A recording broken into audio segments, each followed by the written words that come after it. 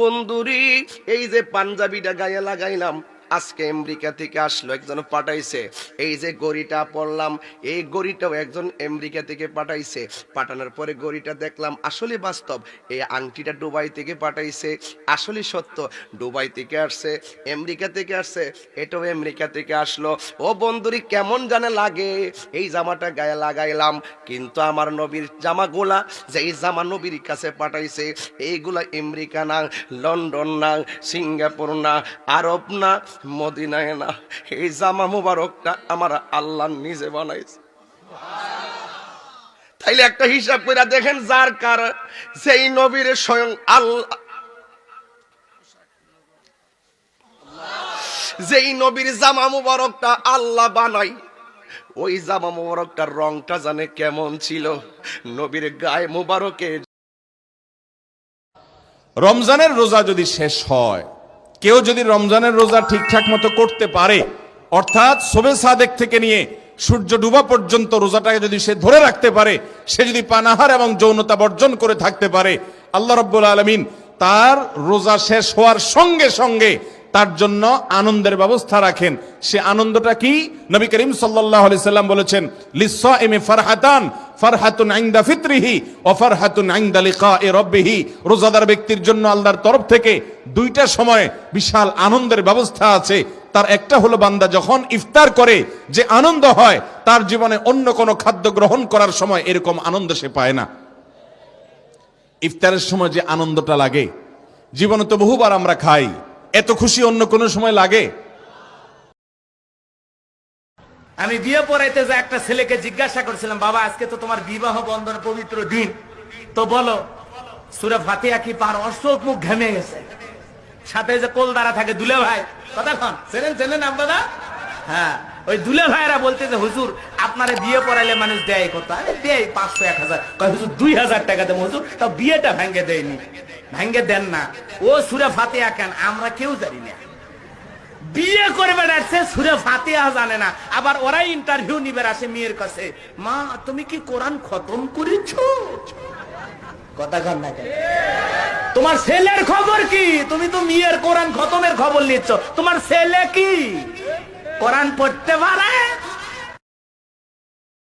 রমজানে যদি ইবাদত করতে না পারেন, তো এটা শুধু শখের ব্যাপার না। রমজানে ইবাদত করতে না পারলে তো স্বয়ং নবী সাল্লাল্লাহু আলাইহি সাল্লাম এবং জিবরিলের বদদুয়ার ভাগীদার হবেন। বাউদা মান আদরাকা রমাদানা ফালাম ইগফারলাহু ওয়া লাম ইগফারলাহ। যে ব্যক্তি রমজান পেল অথচ তার রমজানের গুনাহ খাতাগুলোকে মাফ করাইতে পারলো না, আল্লাহর রহমতের ভাগীদার হতে পারলো না, এ তো কপাল পোড়া, এ ধ্বংস অনিবার্য। তাহলে আমরা আল্লাহর রহমত থেকে বঞ্চিত হই, ধ্বংসের দ্বার প্রান্তে চলে যায়। রমাদানে কত মানুষকে আল্লাহ মাফ করেন। আমি কপাল পোড়ার মতো সেই জায়গায় দাঁড়ায় আছি।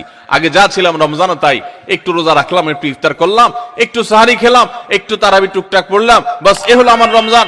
রমজান চলে যায়, আমার চোখের পানি আসে না, আমার দোয়া আসে না, আমার কান্নাকাটি আসে না, আমার ক্ষমা প্রার্থনা আসে না, আমার তওবা আসে না, আমার ইস্তিগফার আসে না, আমার জীবনটা পরিবর্তন হয় না, আমার সংশোধন হয় না, আমার আত্মশুদ্ধি হয় না, আমি কপাল মতো পোড়ার মতো পড়ে থাকি। এর অন্যতম প্রধান কারণ হলো যে আমি সারা বছর পাপাচার করে আল্লাহর রহমত থেকে এত দূরে সরে গেছি যে রমাদানের আল্লাহর এই রহমতের উপযুক্ততা আমার হারিয়ে ফেলেছি। যদি কেউ তারাবির নামাজ না পড়তে পারে, তাহলে তার রোজা রাখলে রোজা হবে নাকি হবে না? কথা বলেন।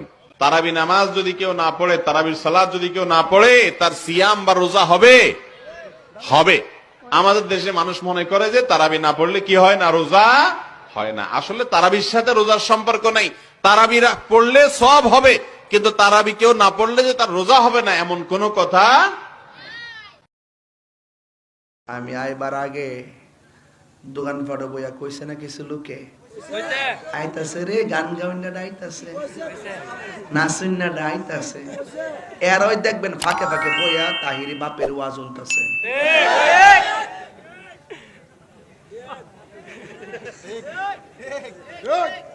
মাঝে মাঝে বাজার আমার শরীর কারেন্টটাই ফুরে।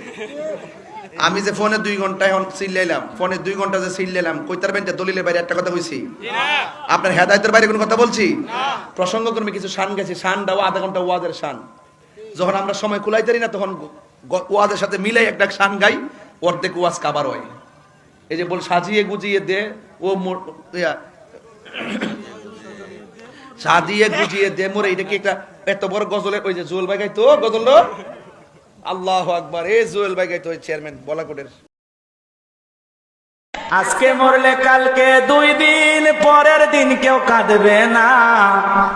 কথা কয় না? আজকে মরলে কালকে 2 দিন, পরের দিন কেউ কাঁদবে না। যাদের জন্য করলা কামাই, মরলে তারা চিনবে না। থাকতে সময় করো আমল, ইমান করো খাঁটি, তোমার আমার শেষ ঠিকানা 3.5 হাত মাটি। তোমার আমার শেষ ঠিকানা 3.5 হাত মাটি। এই জন্য আমল ছাড়া আপনার আমার কিছুই সাথে যাবে না। কথা বলে ঠিক কি না? ফটো দিচ্ছে ফেসবুকে, আজ আমার বিয়ে হলো, এটা আমার বউ। হারাম করে তোর না সরকারি বে। আর আমাদের দেশে একটা নতুন সিস্টেম উঠেছে, বিয়ের পরের দিনে ছেলের বউ ভাত, বৌমাকে আর ছেলেকে প্যান্ডেলে দেখবেন স্টেজ করে, না হলে ওই বিয়ের হলেতে স্টেজ করা থাকে, সেইখানে 2টো চেয়ার লাগিয়ে 2জনকে বস করায় না। তার মানে আমার বউটা সরকারি বউ, সবাই দেখ। আর অনেকজন এসে বলে সালা মাল পেয়েছে একখানা, বলে না কথা বলে না।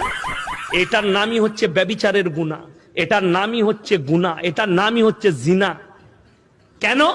আর জিনাটার জন্য কে দায়ী? তার পুরুষ, তার বাড়ির লোক, যে বস করিয়েছে বৌমাটাকে। আবে তুই বস না, বউটাকে কেন দেখাবি? ওটা সরকারি বউ। শুনেলেন? মনে করেন যে রোজা রেখে বোধহয় থুতু গেলা যায় না, এই জন্য ঘন ঘন থুতু ফেলে দেখবেন অনেকে আছেন। বিশেষ করে নতুন নতুন যখন রোজা রাখে পোলাপান, তখন দেখবেন যে মিনিটে থুতু ফেলে। আছে না নাই? এই ঘন ঘন রোজা রাখে আপনার থুতু ফেলে কেন? কারণ মনে করতেছে থুতু গিললে তার রোজা ভেঙে যাবে। ভাই, থুতু যদি আপনি না গিলেন আপনি বাঁচবেন? থুতু না গিললে কেউ বাঁচবে? যতই আপনি থুতু ফেলেন, আপনার থুতু তো কিছু না কিছু ভিতরে যাবেই। যদি না যায়, গলা শুকিয়ে গেলে তো আপনি মরেই যাবেন। এই জন্য এটা একটা ভুল যে আমরা মনে করি থুতু ফেলা লাগে। রোজা রেখে রোজার কারণে এক্সট্রা কোনো থুতু ফেলার দরকার নাই। আপনার মুখে বালু চলে আসছে, একটা মশা ঢুকে গেছে, আপনি রোজা আছে, এটা যেন ভিতরে না যায়, সেজন্য থুতুটা ফেলে দিলেন, এটা ভিন্ন কথা। আপনি বেসিনে গিয়ে ফেলে আপনি একটু পানি ঢেলে দিলেন। কিন্তু রোজা রেখে ঘন ঘন থুতু ফেলতে হবে, থুতু গিলা যাবে না, এরকম কোনো কথা নাই। এটা আমাদের একটা ভুল, রমজান কেন্দ্রিক একটা ভুল। 13 নম্বর ভুল হলো বাচ্চার আকিকা করা বেশি গুরুত্বপূর্ণ না বার্থডে পালন করা গুরুত্বপূর্ণ? না birthday happy birthday to you Pappu.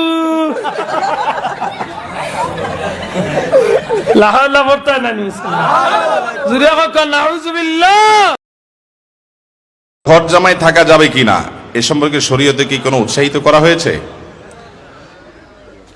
ঘর জামাই থাকা যাবে কিনা কোনো বোন প্রশ্ন যদি করে থাকেন, তার মানে আপনার স্বামী ঘর জামাই থাকে কিনা আমি জানি না। যাই হোক, ঘর জামাই থাকার ব্যাপারে শরীয়ত উৎসাহ করে নাই, তবে নিষেধও নাই। শ্বশুর যদি জামাইকে অ্যালাউ করে যে বাবা আমার কোনো ছেলে নাই, অথবা ছেলে আছে কিন্তু আমি চাই আমার মেয়েটা আমার আশেপাশেই থাকুক, তোমাকে ঘর করে দিলাম, বাড়ি করে দিলাম, এখানে থাকো, জামাইও যদি রাজি হয় তো শরীয়তের সেখানে কোনো আপত্তি নাই।